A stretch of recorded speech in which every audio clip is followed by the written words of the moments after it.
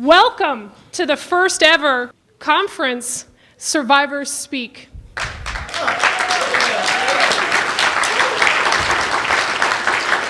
It is so wonderful to be here this morning. It's so wonderful to see so many of you who've dedicated your lives to helping survivors of crime and stopping the cycle of violence, to dedicating your lives to improving community safety across the state of California. We have Los Angeles in the house. We've got the Central Valley here.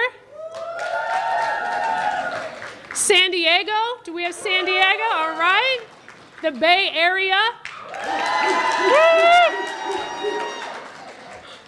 Sacramento too. So welcome. My name's Lenore Anderson, and I'm the Executive Director of Californians for Safety and Justice.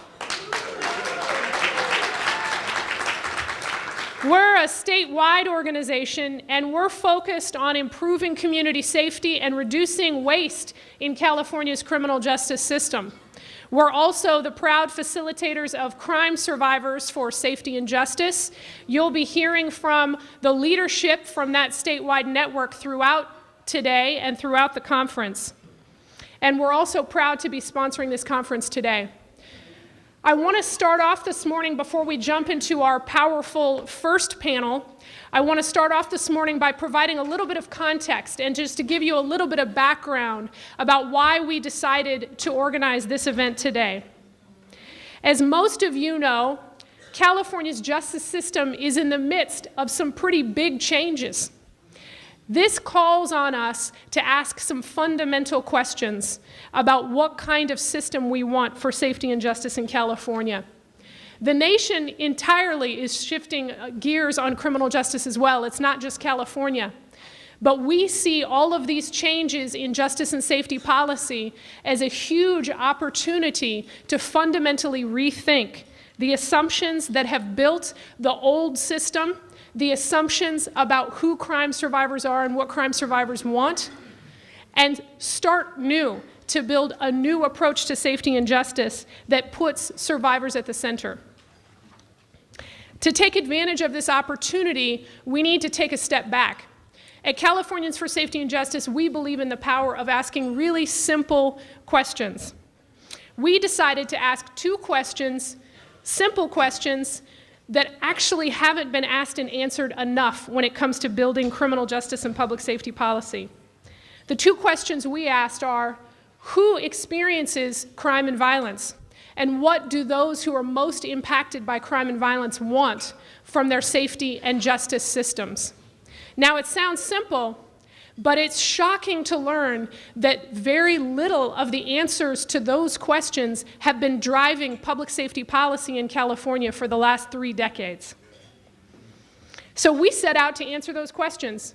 We started off by talking to many of you in this room, those of you on the front lines providing support to survivors, stopping the cycle of crime. We also did polling and focus groups and read research and collected data.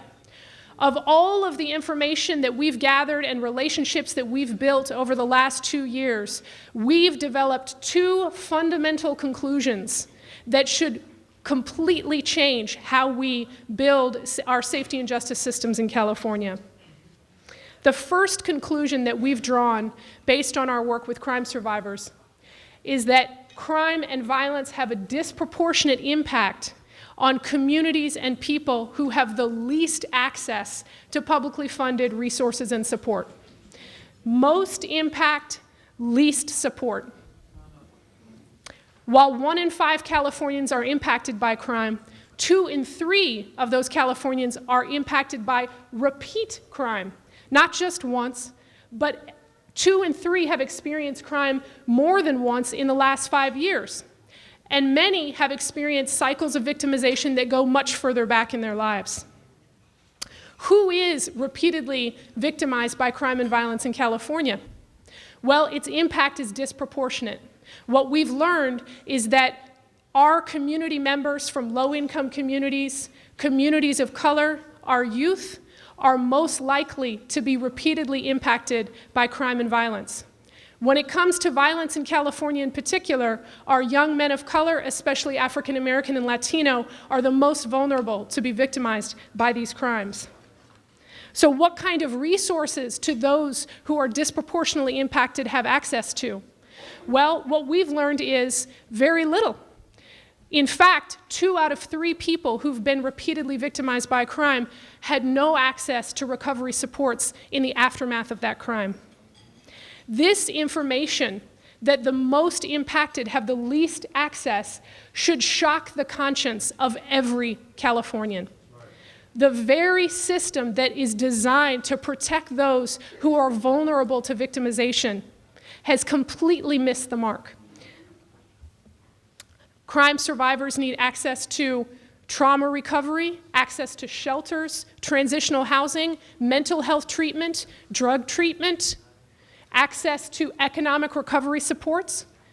Those recovery strategies and supports are not available at the rate they should be. We have to transform that. The second conclusion that we've drawn, based on our work with crime survivors, is that those who are most impacted by crime and violence prefer a justice system that can stop repeat cycles of crime over tradition.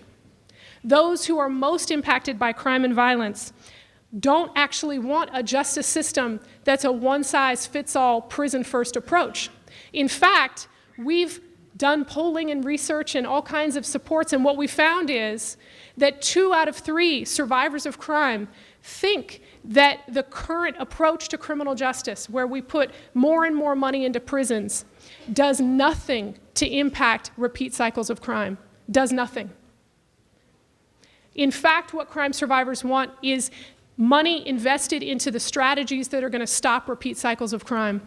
Rehabilitation, probation, community supervision, victim-centered justice. These are the things that are missing from our public safety strategy. Traditionally, we've understood punishment as synonymous with supporting crime victims. What we know today is that that's not true. We've missed the mark. Well, that's why we organized today's conference. That's why it's called Survivors Speak. Because now more than ever, it's time to build a new safety movement for California.